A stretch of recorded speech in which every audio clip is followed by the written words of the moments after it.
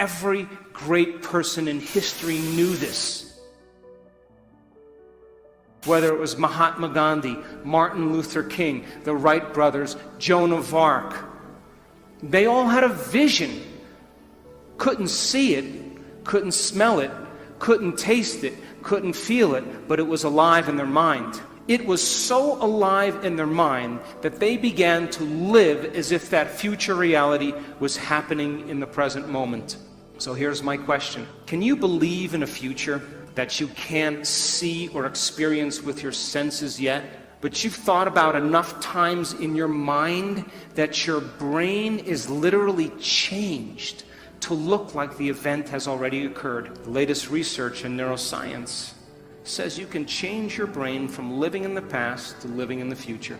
And can you fall in love with that vision to such a degree that you come out of your resting state and change guilt or suffering into inspiration and joy and gratitude?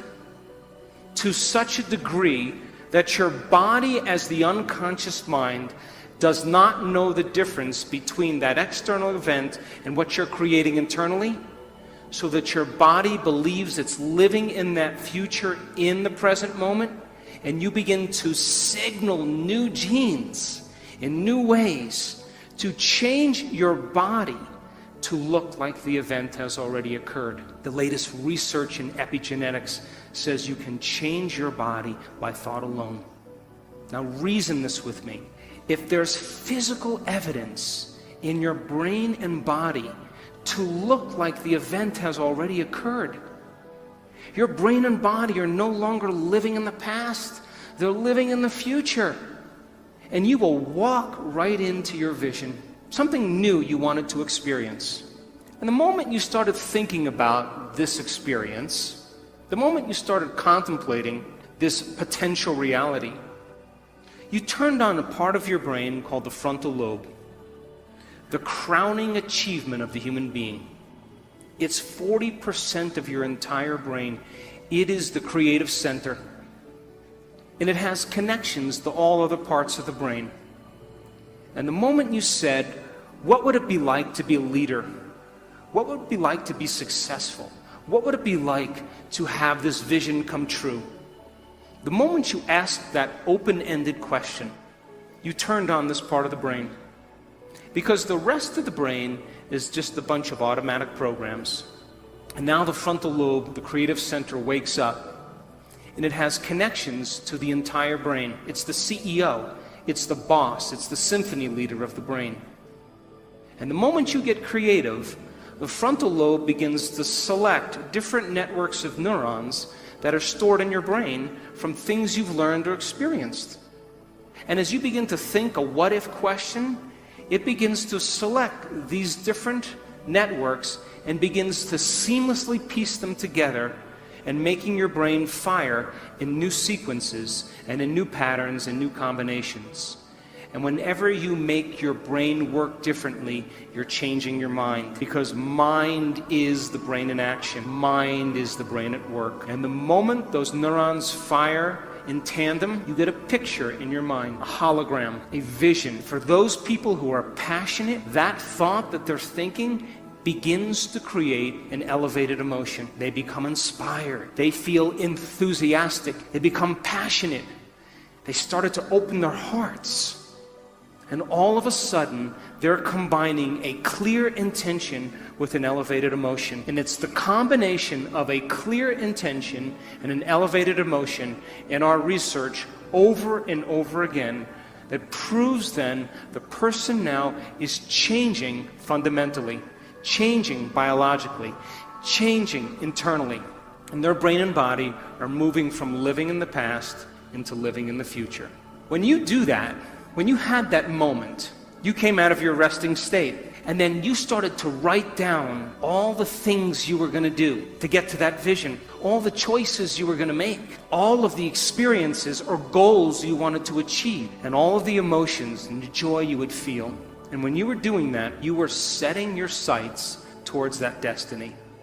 And then you did something really brilliant. You wrote down the choices you weren't going to make. You became aware of the behaviors you weren't going to demonstrate. You began to review certain experiences you wanted to stay away from. And then you looked at the emotions that would bring you to a lower level. And you began to separate the old self from the new self. And when you begin to do that, and you're observing the old self, it means you're no longer the program. Now you're the consciousness observing the program. And that's when you begin to objectify your subjective self. And so the moment you stop making the same choices that you always make, get ready, because it's going to be uncomfortable. And that's the moment you're heading towards the new self.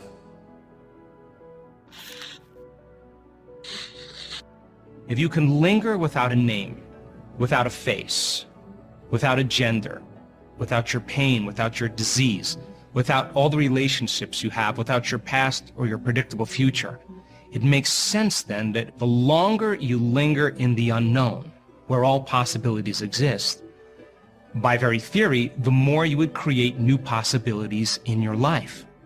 So then, just like in the quantum physics experiments, where they were observing the electron, and the electron went from a cloud of possibilities, the wave function, and it collapsed into a particle, all of a sudden, when they turned their back and no longer looked or observed the electron, it turned into possibility. It's possible then that when you disconnect from everything known in your life, and you're no longer observing your life from the same level of mind, that your life can turn into possibilities, just like the electron turns into possibilities. Now, getting to the present moment is the work. The moment you start noticing that your attention is going to memories of the past that are connected to certain emotions in your meditation, that's the habit of how you've been thinking up until this point. And you have to break that habit, which means that you have to return your attention back into the present moment and unfold as an awareness back into possibility. And every time you do that, that's a victory. When you start to notice that you want to get up and quit, and you settle it back down into the present moment and you unfold back into possibilities, that means then you're telling your body that it's no longer the mind, and you're executing a will that's greater than the program. And if you keep doing that over and over again, the body will begin to surrender into the present moment, just like training an animal. Once it finally can surrender into the present moment, if where you place your attention is where you place your energy, and all of your attention and energy is in the present moment, you have a lot of energy to do amazing things. So then, all those possibilities that exist in the quantum field exist as electromagnetic possibilities. They exist as frequencies that you have to begin to connect to. So then, what are the ingredients that allow us to tune into those potentials that already exist in the quantum field? Well, it requires two things: a coherent brain, that is a clear intention, and an elevated, heartfelt emotion. That is what begins to open our hearts and creates coherence in our heart.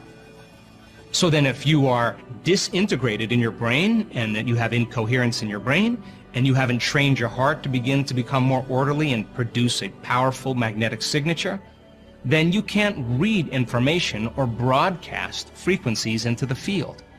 In a sense, then, you're on the wrong radio station. And the more coherent your brain is, the more coherent your heart is, the more you can tune into those potentials. Now let's demystify the process. So many people spend their entire life creating in lack. They see something that they want, like a new car or a new wardrobe, and they notice that they don't have it. And when they notice that they don't have it, they experience separation or lack. So what they start to do is they start thinking about having that car.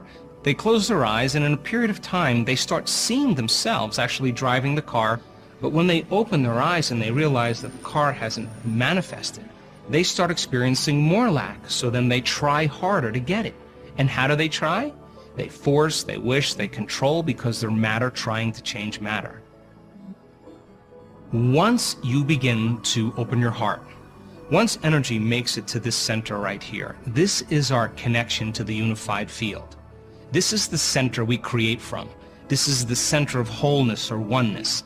This is where our divinity begins. This is the union of polarity, or the union of opposites. And once energy makes it to this center, all of a sudden, like dropping pebble after pebble after pebble into water, it begins to create a resonant magnetic field. And that field can be up to 3 meters wide. Now you're starting to open up and become more energy and less matter, more wave and less particle. And now once energy makes it here, that energy can carry information or a thought or intention, and you can begin to lay the thought on that energy because that energy is consistent with your healing. That energy is consistent with your new dream. The energy is consistent with your new job or your new relationship. That energy can carry the thought of your dreams. The energy of suffering can't carry the thought of your wealth because it's not consistent with that energy. So then when you begin to open your heart and you raise your energy and you begin to lay the thought on it, think of the thought as the electrical charge in the quantum field, and think of the feeling as the magnetic charge in the quantum field. And how you think and how you feel begins to broadcast new energy and new information into the field. And for whatever you broadcast into the field is your experiment with destiny. So then when you get really good at creating brain coherence and heart coherence, and you know how to elevate your emotional state, and you begin to feel the emotion of your future before it's made manifest, then you're no longer living in lack. You feel like your dream has already happened. So then when there's a vibrational match between your energy and a potential that already exists in the quantum field, now you no longer have to go anywhere to get your dreams. Now you are connected to that field of information that's connected to everything material.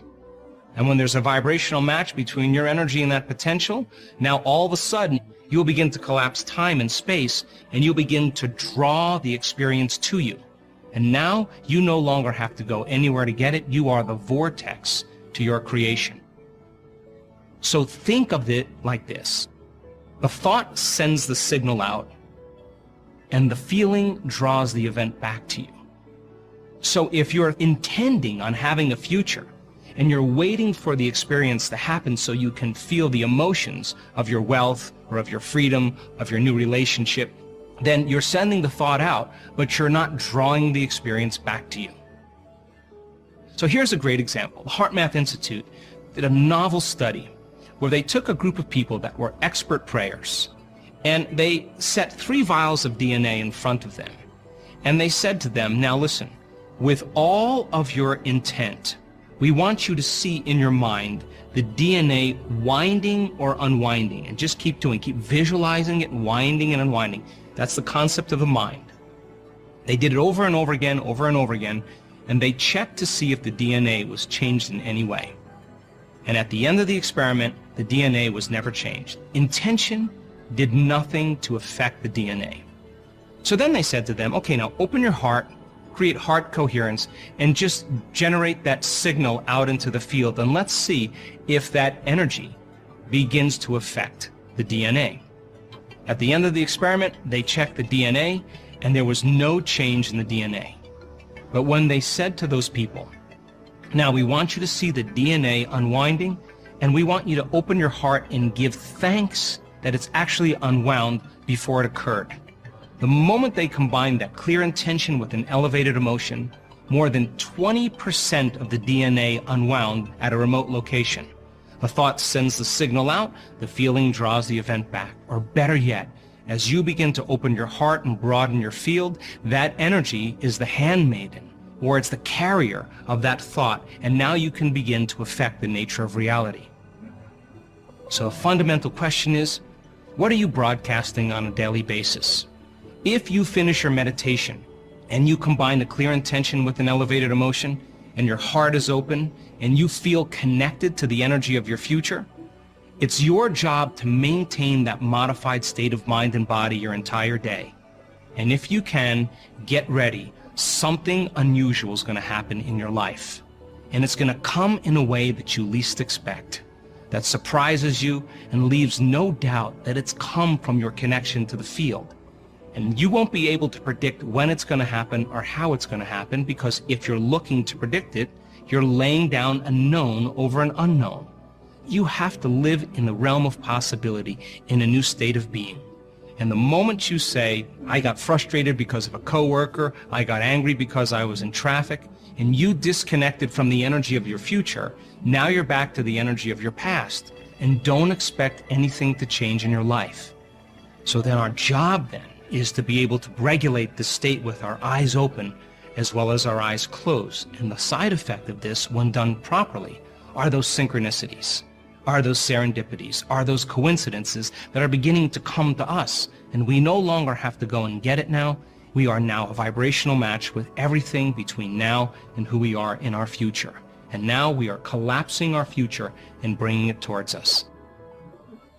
Now that I've shown you how your mind can influence your outer environment, it's my hope that you'll use some of this to begin to collapse space and time into a new reality.